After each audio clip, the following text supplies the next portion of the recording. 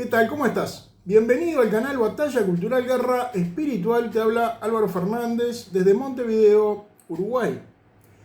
Bueno, de acuerdo con el portal Info Vaticana, el Papa León XIV habría decidido declarar a San John Henry Newman como patrono de la educación católica, junto con, por supuesto, Santo Tomás de Aquino, en reconocimiento al legado intelectual y espiritual en la formación cristiana del cardenal inglés, del famoso cardenal inglés. El Dicasterio para la Cultura y la Educación, que fue quien brindó esta información, dijo además que la proclamación será acompañada por un documento papal sobre la identidad y la misión de las instituciones educativas católicas como herramientas de evangelización y formación integral en un contexto cultural cada vez más secularizado. La proclamación tendrá lugar el 28 de octubre en el marco del Jubileo Mundial de la Educación Católica y coincidirá con el 60º aniversario de la Declaración Gravissimum Educationis sobre la educación cristiana promulgada durante el Concilio Vaticano II.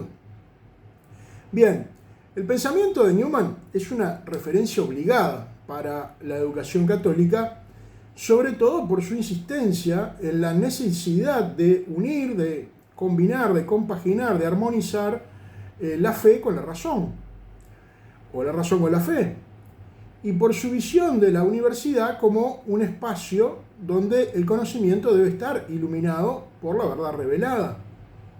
San John Henry Newman, canonizado en 2019 por el Papa Francisco, sostenía que una educación sin religión no forma al hombre entero, sino apenas una parte de él. Distintas fuentes vaticanas indican que León XIV quiere recordar a las escuelas, universidades y centros católicos su misión de formar a las personas en la verdad y no solo en el conocimiento técnico, para resistir la presión de ideologías contemporáneas que intentan vaciar de contenido cristiano los proyectos educativos. Y este nombramiento yo creo que llega en el momento justo, porque hoy quienes están cada vez más secularizados son los propios centros de enseñanza católicos, desde la jardinera hasta la universidad. Y si lo que se quiere es evitar que en ellos se imponga una cosmovisión de género, por ejemplo, es necesario restaurar en estas instituciones católicas de enseñanza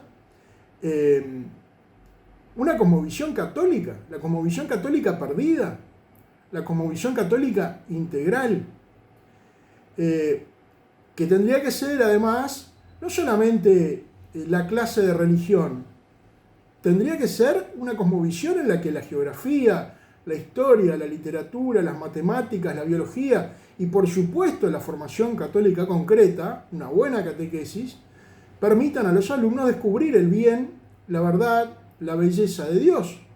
Pero todo tiene que tender a Dios y todo tiene que formar parte de esa cosmovisión si se quiere realmente formar católicos. Si no, lo que se tendrá será que la religión se considerará una materia más entre otras, lo cual al final no cambia nada. Es más o menos lo que está pasando hoy, cuando se da la religión, pero se presta muchísima atención a todo lo que es técnico. La religión pasa desapercibida, pues una catequesis ahí, que bueno, algún día ahí toman la comunión y no sé qué, una fiestita y listo, y se acabó, ¿no? Eso no puede ser. Lo que hay que tratar de tender es a una formación católica integral, en una cosmovisión católica integral. Bueno, muy positivo entonces que León XIV entienda que es necesario no ceder ante la ideologización de la enseñanza y volver a las raíces de una educación que forme la mente y el corazón conforme al Evangelio. El nombramiento de Newman es muy oportuno porque es un ejemplo de las cotas que puede alcanzar la razón cuando iluminada por la fe busca la verdad. Les dejo a continuación una brevísima biografía del futuro patrono de la educación católica, porque me parece que, que viene bien tener un poco de idea quién es Newman, ¿no? Repasarlo una vez más. Bueno, Sir John Henry Newman nació en Londres el 21 de febrero de 1801. Fue el primero de 6 hermanos, un muy buen estudiante y un ávido lector. Tuvo su primera conversión a los 15 años, que, narrada por él mismo, dice así: quedé bajo la influencia de un determinado credo y recibí en mi intelecto impresiones de dogma que, a través de la misericordia de Dios, nunca han sido borradas u oscurecidas. En 1816, Newman ingresó en la Universidad de Oxford, se graduó en 1821 y en 1822 ingresó en el Oriel College, uno de los círculos intelectuales más prestigiosos de su época. En 1825 fue ordenado presbítero de la Iglesia de Inglaterra y su primer destino fue como párroco de St. Clement en Oxford. Apenas ordenado, se dejó arrastrar Newman por el liberalismo, por el relativismo, que era lo corriente en esa época, porque, dice él, tendía a dar preferencia a la perfección intelectual sobre la moral. Bien, hacia 1825, ante el avance del secularismo, se fue apartando del liberalismo Newman y dejando de lado algunas ideas calvinistas que tenía. En 1828 empezó a leer de forma sistemática las obras de los padres de la Iglesia, y ya a principios de la década del 30 Newman inició un movimiento para sacar a la Iglesia de Inglaterra de su aburguesamiento y renovar su fe apostólica. Así nació lo que se llamó el Movimiento de Oxford, que sostenía que la Iglesia de Inglaterra descendía directamente de la Iglesia de los Apóstoles, que Newman estaba estudiando, los padres de la Iglesia. Bueno, para demostrarlo, los miembros de este movimiento de Oxford empezaron a publicar los Tracts for the Times, una especie de folletos a través de los cuales difundían su doctrina. El movimiento de Oxford fue acusado por los anglicanos conservadores de papista y romanizante. Mientras pertenecía a este movimiento, Newman publicó 2 importantes folletos en los que propuso una doctrina denominada la Vía Media, uno en 1837 y otro en 1841. Con esta Vía Media, Newman pretendía demostrar que la Iglesia de Inglaterra era la continuación natural de aquella Iglesia doctrinalmente pura, según él, de los primeros padres, libre de los excesos católicos y protestantes.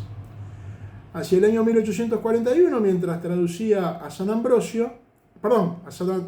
Atanasio, Newman se percató de que en la historia del arrianismo, los arrianos puros eran los protestantes de la época, los semi-arrianos los anglicanos, y que Roma era lo que siempre había sido.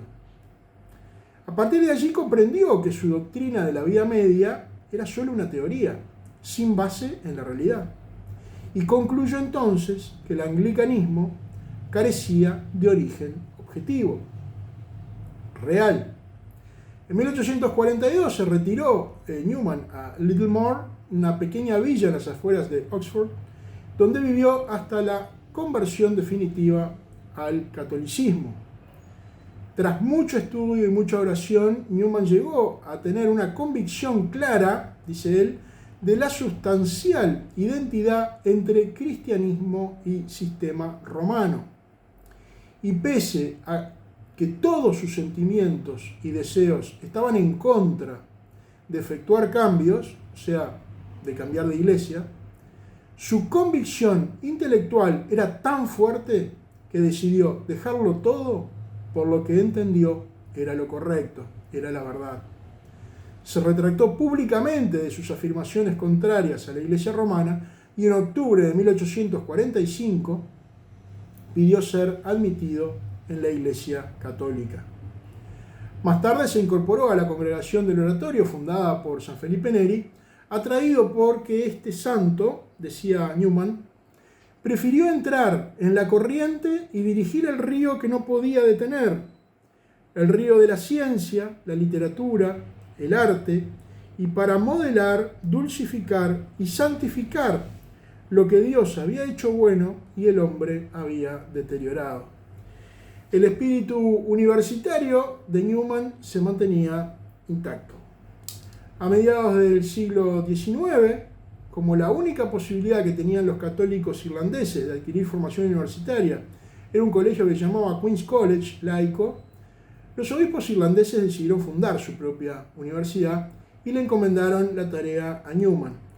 Y Newman escribió mucho con esa, preparándose o preparando los papeles y las cartas fundacionales para fundar esa universidad, y decía: la universidad logra su objetivo no a través de reglas escritas, sino por sagacidad, sabiduría y paciencia, investigando profundamente cada tema y por una vigilante represión a cualquier agresión o fanatismo.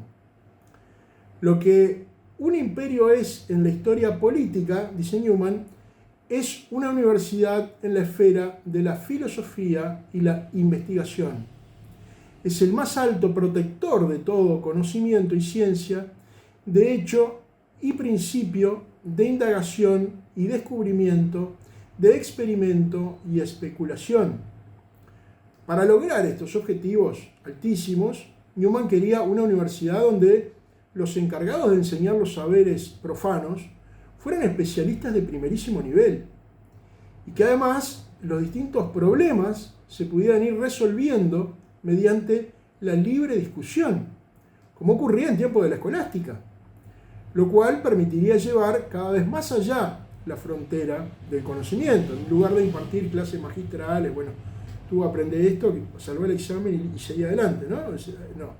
Newman proponía el regreso a la escolástica, que era discutir los temas, ir, avanzando en la frontera del conocimiento, precisamente gracias a la discusión de los temas que se trataban en clase. Bueno,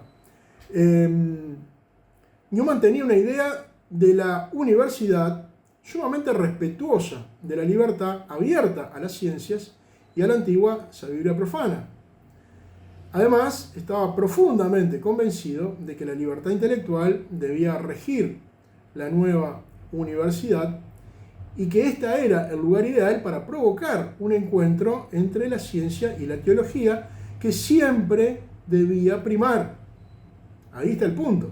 La teología siempre debía primar en la universidad ideal de Newman. A tales efectos pensaba brindar defensas filosóficas del catolicismo y la revelación y crear una cultura católica que se pudiera oponer con firmeza a la corriente de los librepensadores. Tenía claro que el libre pensamiento no siempre está de acuerdo con la ciencia.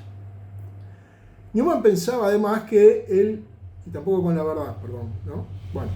Newman pensaba además que el sostenimiento de la universidad como institución superior solo era posible mediante un constante trabajo de investigación científica, lo cual, entre otras cosas, podría poner a la Iglesia a la vanguardia del conocimiento intelectual, lo que permitiría ayudar a dilucidar los problemas fundamentales sobre los cuales debía pronunciarse el magisterio. Una cabeza privilegiada, por supuesto, la de Newman, ¿no? Vio para adelante siglos, o por lo menos décadas. El proyecto de la Universidad Católica de Irlanda finalmente no cuajó. Esto quedó en nada, ¿no? Quedaron los papeles y quedaron los escritos de Newman sobre la universidad ideal, su idea de la universidad. Sin embargo, fue el estudio profundo lo que llevó a Newman a concluir que la Iglesia realmente inspirada en las enseñanzas de los primeros padres era la Iglesia católica. Newman se convirtió por la razón y fue célebre porque Newman era uno de los intelectuales de mayor prestigio en Inglaterra en el siglo XIX. Por eso su conversión fue célebre, fue tan comentada, fue tan popular, tan conocida. Luego, como sacerdote católico, soñó Newman con una universidad fundada en la fe y en la razón, que, al decir de San Juan Pablo II, son como las dos alas con las cuales el espíritu humano se eleva hacia la contemplación de la verdad. Hasta aquí lo que te quería contar hoy. Bueno, si te gustó el video, puedes darle me gusta, activar la campanita para futuras notificaciones, suscribirte, reenviarlo a tus amigos y muchas gracias por estar y será hasta la próxima, si Dios quiere.